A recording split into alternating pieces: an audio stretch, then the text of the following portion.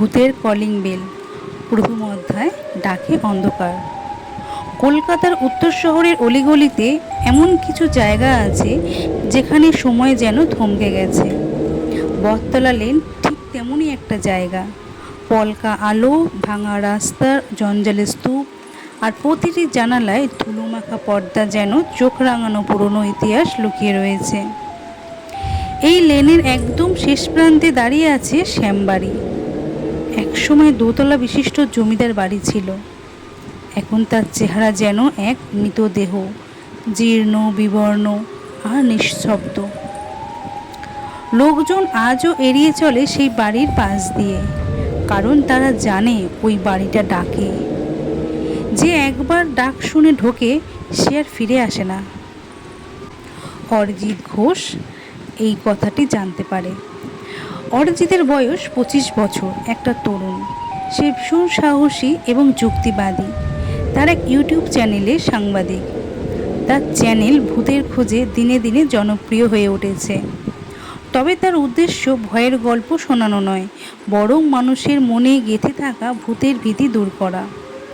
সব ভূত মানেই কি সত্যি কিছু? যদি ভূতের গল্প প্রমাণ করতে হয় তবে তো প্রথমে তার সত্যতা খুঁজতে হবে।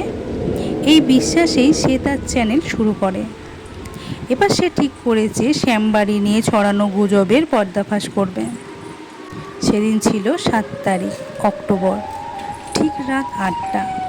অষ্টমীর রাত। শহরে আলোয় ভরে গেছে, ঢাকের বোল, মানুষের ভিড় আর অঞ্জলি পুজোর উত্তেজনায় মোহিত চারিদিক। কিন্তু এই সব কিছুর ঠিক বাইরে একটা ব্যাগ গুছিয়ে অরিজিৎ রওনা দিল বটতলা লেন এর দিকে। সঙ্গে camera, notebook, torch light, power bank আর একটা ছোট্ট মাইক্রোফোন। রাস্তায় যেতে যেতে সে নিজেই বলে ক্যামেরায়, বন্ধুরা, আজকের পর হয় ভূতের গল্প থাকবে নয় আমি। তার হাসিতে সাহস আছে, কিন্তু চোখে লুকিয়ে থাকা একটা চিন্তা, এইবারটা সত্যি কিছু ঘটে গেলে। তখন 11:50, শ্যামবাড়ির সামনে। বাড়িটা অনেক বড় নয়, তবে তার চেহারায় একটা অদ্ভুত টান আছে, যেন সে অনেক কিছু জানে, অনেক কিছু বলবে। কিন্তু আগে তোমাকে ভেতরে আসতে হবে। দেওয়ালে ফাটল, দরজায় মরচে, জানালায় লোহার শিক, আর সামনে একটা কলিং বেল। অরিজিৎ থমকে গেল। উপস, এই বেলটা তো আগে দেখিনি। সে আগেও এই বাড়ির ছবি দেখেছে, তখন বেল ছিল না।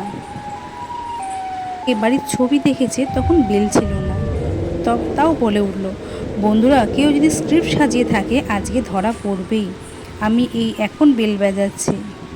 ঢং ঢং করে বেল বাজাতেই একটা অদ্ভুত ধাতব শব্দ বাতাস ছিঁড়ে ছড়িয়ে গেল চারপাশে। ঠিক তখন দরজায় ওপার থেকে বলল, পরের গল্পটি শুনতে হলেই আমার চ্যানেল সাবস্ক্রাইব করে রাখো, পার্ট 2 তাড়াতাড়ি আসছে।